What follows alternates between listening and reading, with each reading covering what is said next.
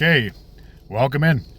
I'm going to be doing my review for week number 5 of the National Football League. So there were teams that did have their bye weeks. I did go over them in the preview. I can still show them at the end of this video as well. So let's dive in. So the Thursday night matchup took place in Los Angeles as we had the Rams playing host to the San Francisco 49ers. Now, I was completely naive in this one because of how hot the Rams were coming into this one and how, I don't want to say mediocre the 49ers have been, but because they've been injury plagued and they just don't seem like the team that should still be in first place in the division, just because of who they have at different positions around them. But they're proving me extremely wrong. Now, granted, it was just a narrow 3-point win, but still, a win's a win. So far I started the week off 0-1, and this was my worst week to date.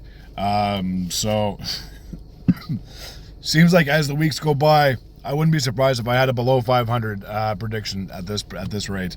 I thought I knew football. I thought I knew these teams, but a lot of teams are surprising me, and a lot of other teams are letting me down.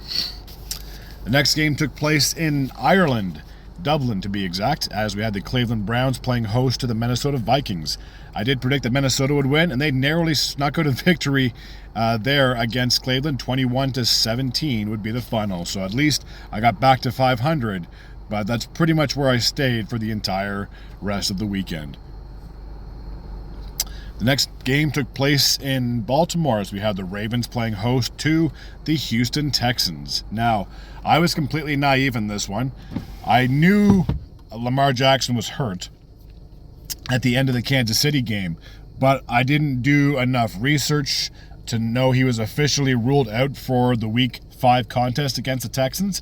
And had I done my homework and known that, I obviously would have picked Houston to win, because even though they got off to a very rough start, 0-3, they've now won 2 straight games, and they seem to have finally found their feet. So this could be the turnaround that Houston needs if they want to get back into not only back to 500, but possibly competing for a playoff spot at the end of the season. So 44-10 would be the final score in this one. The Ravens have now dropped to 1-4 on the season, while the Texans are now 2-3. So it's looking bright for the Texans, and it's looking extremely bad for the Baltimore Ravens, especially if Lamar is going to be missing multiple weeks. With certain injuries, I'm sure there are teams and doctors that would love to be able to, rush that player back to get in position. But if there's a chance that that same player is going to get that same injury, why not just rest them? It'd be different if the Ravens were 3-2, 4-1. Then I'd say get Lamar back in ASAP so they can be very competitive for that AFC North title crown again. But because they're already 3 games below 500, they're not looking like a very good team. They just got blown out at home. They got booed off the field. That's how bad they played. It might be a sign that, if you lose another game or two and Lamar's not playing, you might want to consider resting some players and hope that next season you can get off to a better start. So it's looking very poor right now for the Ravens. Not saying their season's totally written off, but when you lose a talented quarterback in Lamar Jackson, it's very hard to replace him. I know everyone's mindset is next man up, but look how well that's gone for Cincy.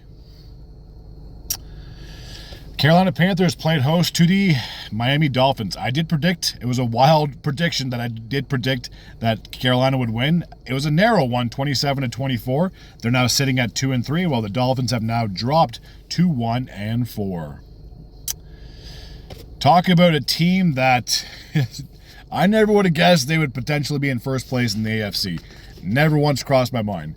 The Colts took on the Raiders. I predicted the Colts would win, and I did say in my preview, I said, the only way Quentin Richardson's going to get into this game is if either Daniel Jones gets hurt or if they run up the score on their opponent. And what did they do? They ran up their score on their opponent, and then Richardson came in at the end of the second half. So if the Colts keep playing like this, there's no reason why they can't be a Super Bowl contender. They have a very good team. Daniel Jones has had a huge change of scenery, and most times, sometimes it can be bad. This time, it's worked out perfectly. I didn't even think he would make the starting quarterback position. I thought that was Richardson's to lose, which he evidently did. And then I always thought that Daniel Jones would have been like a backup throughout the majority of the season, coming in from time to time to take some snaps. But he's proven to be a very elite quarterback in this league. And if he keeps up this pace, there's no reason why he shouldn't be in the MVP conversation. I know it's early to say, there's still lots of football left to be played, but he has taken this Colts team and he has flipped them around, and he has them all on their back, and he's ready to ride. And he seems to be the quarterback that the Colts have needed since Andrew Luck retired prior to the 2019-20 season. So the Colts improved to 4-1. The Raiders have now dropped to 1-4. The New Orleans Saints played host to the New York Giants, and this pick bit me in the ass, I'll put it that way. I thought that after the Giants got their huge win against the Los Angeles Chargers the previous week, they'd carry that momentum into the Big Easy, but unfortunately, it wasn't that easy for the Giants to go in there and play the Saints. So the Saints, therefore, finally ended their 4-game losing streak, and they have their first win of the season. So the Saints are now 1-4, and the Giants have the exact same record. So if the season happens to end and the Saints have the same record as the Giants, they'll technically finish ahead of them in the standings because of the regular season result. So at least they have that to look forward to. The New York Jets and the Dallas Cowboys. I did predict the Cowboys would win this one, and they did. They are now sitting at 2-1, while the Jets, I believe, are the only winless team in the National Football League. I've said my rant about the Jets so many times, I'm absolutely numb to this right now. I'm not even going to bother saying a word. Congrats on the Cowboys. They're now 2-2, and we'll see how their season goes. Now, this one surprised me. I mean, there were some games that really surprised me, but this one surprised me the most. I'm a Broncos fan, for those that don't know. I did pick the Eagles because they seemed like they'd have home field advantage. You obviously have the crowd behind you, and I mean, they have a good offense, but because of the inconsistency of how Denver played up until their Week 4 blowout of the Bengals, it was very wishy-washy. Bo Nix threw a few picks that I really wish he shouldn't have thrown. I've said this before, that I know Sean Payton is a very pass-heavy offensive mind, so you're not going to see a halfback get more than maybe 15 carries, maybe 20 carries at most, as long as he's being successful and moving the ball forward. If you're getting 1 or 2 yards, he's probably going to abandon the running game altogether. But I was wrong on this pick. I really was. Now, there were some questionable missed calls. There's no question about that. I'm not going to sit here and try to justify that late pass interference and stuff like that. There were some missed calls, but I mean, with any game, you're gonna have that. So, as a Broncos fan, I'm ecstatic. As a person making my predictions, again, a very poor week with my predictions, and I'll get to that at the end of the video. So the Broncos now sitting at 3-2. I believe they're now in like a 3-way tie for first place in that AFC West. Spoilers for Monday, I apologize. And as for the Eagles, despite the loss, they still are sitting at 4-1, atop of the NFC North. The Arizona Cardinals played host to the Tennessee Titans. The only thing I have to say about this game, and this happens way more than it should. I believe people and players are probably taught this when they're playing like maybe like elementary, junior high, something like that. You hold on to the ball until you completely cross the goal line. I don't know why players like to flick the ball when they get close to the end zone in celebration, or let go, be careless. How many times, and it's been more than a handful, I can guarantee you that, how many times have you seen a play like that happen? The call comes back, the opposing team automatically gets the ball on their 20-yard line, if I'm not mistaken. So the Cardinals had this game in the bag, and then just costly things just like that just turned this whole thing around. The Titans, congratulations. You finally got your first win of the season.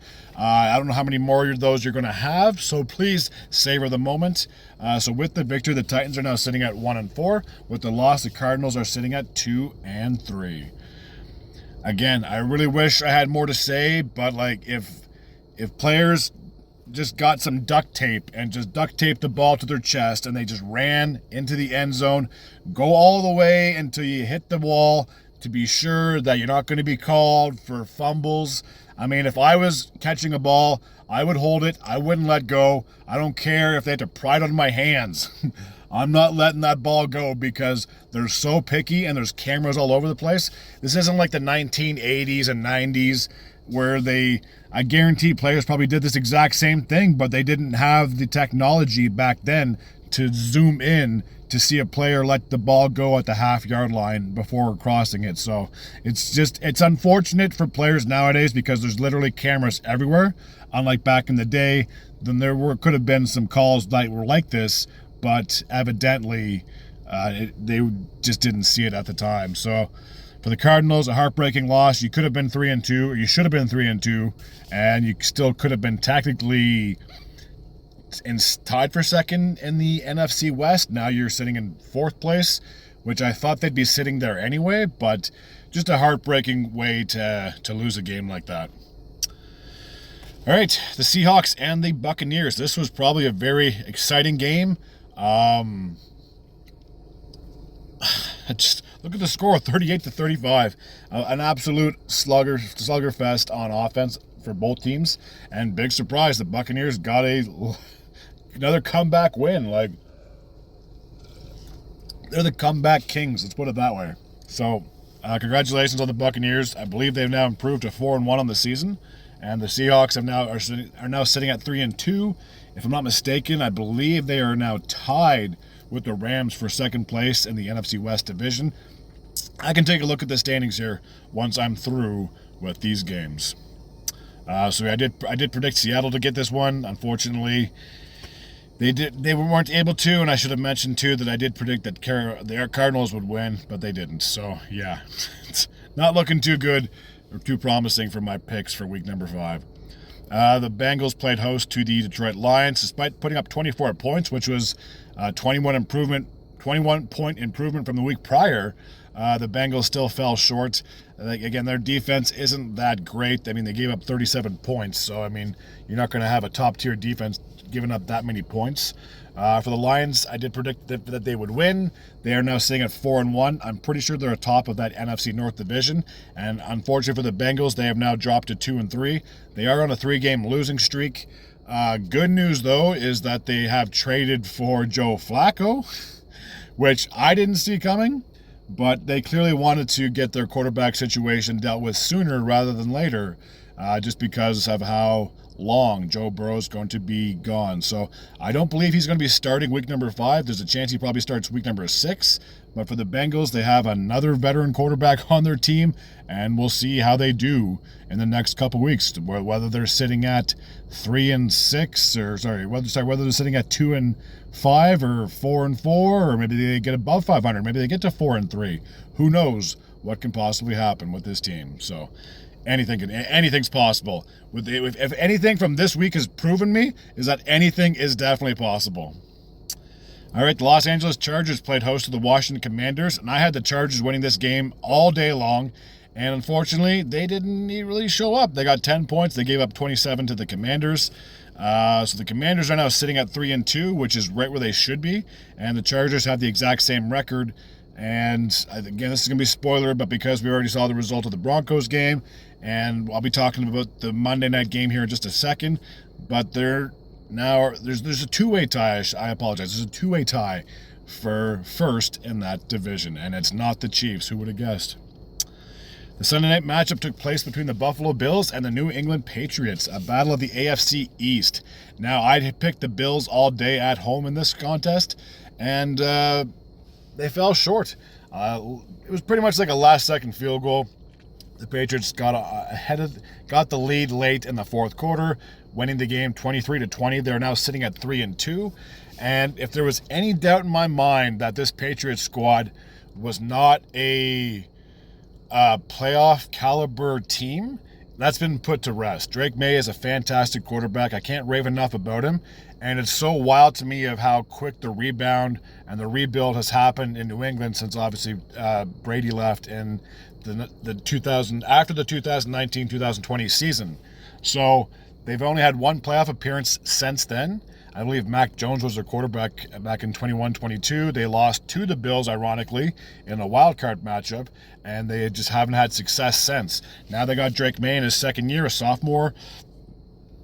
I can't rave enough about Mike Vrabel. He's a fantastic coach, and he obviously has the rings to prove it as a former Patriot as well. So I should have picked the Patriots, but I have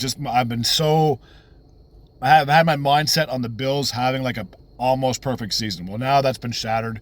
Now hopefully they can refocus and regroup and get back to their winning ways, because right now they only have a 1-game lead on the Patriots, and the Patriots already beat them. So if you're the Bills, now you got the Patriots looking in your rearview mirror, and they're a lot closer than they appear. All right, the last game took place in Jacksonville. We had the Jaguars and the Chiefs. I predicted Kansas City would win because of how dominant they were the last 2 weeks, and that pick bit me in the rear. And speaking of rear, how is it that Trevor Lawrence falls on his rear and there's no pressure getting to him? He has time to pick up the ball and run in for a last second or a late touchdown. And it just blew my mind. Normally when a quarterback trips and falls, the play's pretty much dead. All you got to do is just tap him, and then the referees will blow the whistle because he's already on his knees. Like, you can't tackle the guy when he has at least one knee down on the ground. So the fact that they didn't have it either goes to show how poor the Chiefs' pass rush was or how amazing the Jaguars' O-line is for being able to keep Lawrence, like I said, from preventing him from being sacked. So a fantastic job by the Jaguars, and they're off to a hot start. They're now tied with the Colts at 4-1 in the AFC South. As for the Chiefs, they're now sitting at 2-3. I'm not going to say it looks bleak or it looks bad, because there's still a lot of football to be played. But I'll go over the standings really quick, and then I believe my next video should be the Week 6 preview for the National Football League. So as I said before, the Bills are 4-1, the Patriots are 1 game behind them, 3-2, the Dolphins are 1-4, and the Jets are 0-5. The AFC North, the Pittsburgh Steelers had their bye week. They are sitting at 3-1. The Cincinnati Bengals are 2-3, and the Ravens and the Cleveland Browns are both 1-4 apiece. The AFC South, the Indianapolis Colts are sitting at 4-1. The Jaguars are in second place, but they're basically tied for first. They have a 4-1 record as well. The Texans now will have won 2 in a row. They're now sitting at 2-3.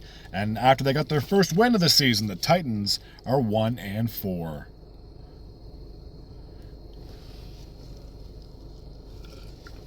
All right. The AFC West, the Los Angeles Chargers are still in first place with a record of 3-2. The Broncos are also 3-2. And the reason that they're in second place and not in first is because the Chargers beat the Broncos already.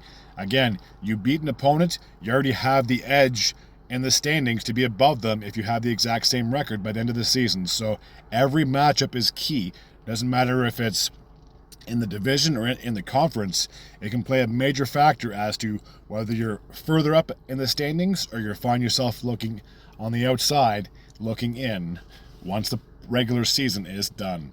The Chiefs are sitting at 2-3, and the Las Vegas Raiders are 1-4. All right, that's going to take care of the AFC side of things. Now we're off to the NFC, where it's closer than a lot of people might think. But again, it's still, the season is still young.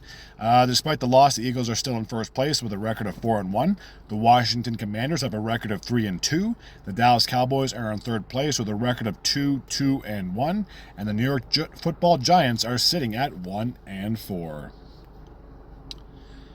The NFC North looks like this. The Detroit Lions are sitting at 4-1. The Green Bay Packers have their bye week. They're sitting at 2-1. The Minnesota Wild, I'm thinking about hockey. I'm sorry. The Minnesota Vikings are sitting at 3-2, and the Bears also have their bye week. They're sitting at 2-2. The NFC South looks like this. You have the Tampa Bay Buccaneers, red hot. They are sitting at 4-1. The Atlanta Falcons had their bye week. They're sitting at 2-2. The Carolina Panthers are sitting at 2-3 after their win. And after their win, the Saints have their first win of the season. They're sitting at 1-4. The NFC West, you have the San Francisco 49ers, who still are pulling off wins, which they shouldn't be, but I can't say anything against them now. Like, I feel anytime I bet against them or say they're not going to win, they end up winning. They're sitting at 4-1. Both the Seahawks and the Rams are sitting at 3-2 respectively, and the Arizona Cardinals are 2-3. I believe that's going to take care of the standings as of week number 5 from the National Football League season. As always, if you're new to this channel and you like this type of content, feel free to hit the sub button. I'd be very grateful and very appreciative as well. Until next time, and as always, take care.